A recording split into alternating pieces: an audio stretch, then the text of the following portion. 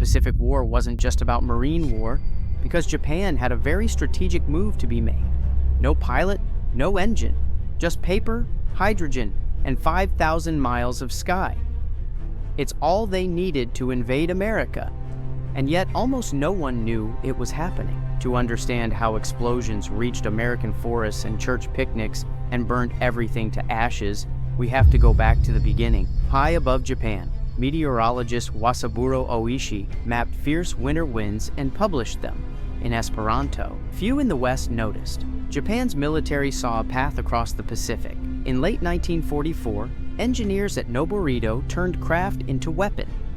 A balloon's 10 meters wide, hand-laminated from washi paper with konnyaku paste, often assembled by schoolgirls in gymnasia. Then from November 1944 to April 1945, Japan launched about 9,300 of these fire balloons. A few hundred reached North America, scattered across the West, up into Canada, and as far inland as the Midwest, without noticing anyone. The plan was to ignite vast forest fires and stretch defenses. The psychology was real. This was the world's first intercontinental weapon. America's counterpunch was silence. On January 4, 1945, the Office of Censorship asked newspapers and radio to say nothing. The tragedy came in Oregon. May 5, 1945.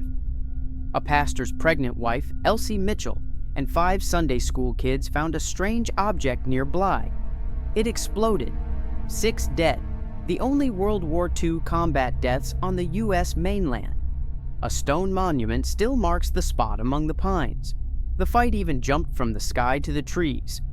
Fearing firestorms, the Army assigned the all-black 555 the Parachute Infantry, Triple Nichols, as covert smoke jumpers under Operation Firefly, parachuting into western forests to knock down blazes sparked by fallen balloons.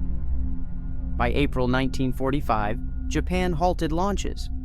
The winds had carried their message. Distance was an illusion. War had learned a new path. Across the sky on currents no border could stop. What happened if Japan had continued it? You see, continuing into late spring likely would have sparked more bigger burns and diverted U.S. manpower to them. The Bly, Oregon tragedy shows lethality on discovery. More arrivals would almost certainly raise casualty risk along the west and inland. Even at scale, only approximately 10% of balloons made landfall. With random drift and small payloads, most wouldn't hit high-value targets.